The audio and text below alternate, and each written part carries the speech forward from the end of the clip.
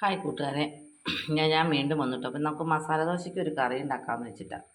അപ്പോൾ കപ്പളങ്ങ ഉപയോഗിച്ചിട്ടോ. അപ്പോൾ ഈ കപ്പളങ്ങയുടെ പകുതി എടുക്കണുള്ളൂ. പിന്നെ കുറച്ച് കാന്താരിമുളക്, ഒരു കഷ്ണം ക്യാരറ്റ്, 2 ഉരുളൻകിഴങ്ങ്, 2 സവാള, ഒരു കഷ്ണം ഇഞ്ചി, ഇച്ചിരി കറിവേപ്പില, പിന്നെ ഇച്ചിരി കുറച്ച് ഇതിൻ്റെ പകുതി എടുക്കണുള്ളൂ പരിപ്പ് വേവിച്ചത്. അങ്ങനെ കഷ്ണങ്ങളെല്ലാം അരിഞ്ഞു. ഇഞ്ചിയും കാന്താരിമുളകും മഞ്ഞൾപ്പൊടിയും ഉപ്പും ചേർത്തു. ഇനി കുക്കറിൽ ഒരു സ്റ്റീം അല്ലെങ്കിൽ ഒരു സ്റ്റീം വെച്ചാൽ മതി. അങ്ങനെ കഷ്ണങ്ങളെല്ലാം വെന്ത് നന്നായിട്ട് ഉടയണം കേട്ടോ. ഉടഞ്ഞ് ഞാൻ പരിപ്പും ചേർത്ത് വെച്ചിട്ടുണ്ട്. പാൻ അടുപ്പത്ത് വെച്ചേക്കുക, ചൂടാവുക.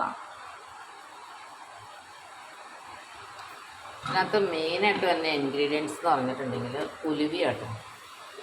ഉലുവ പൊട്ടിക്കുക,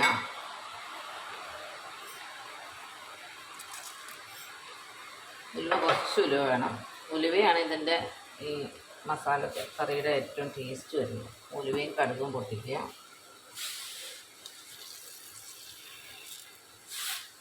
കടുക് കുറച്ചിരുന്നോട്ടെ.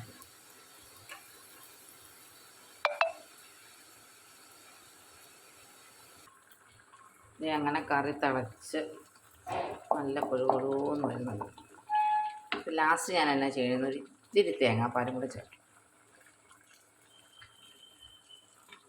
നല്ല ടേസ്റ്റാണ് മസാല ദോശയ്ക്ക് കഴിക്കാൻ.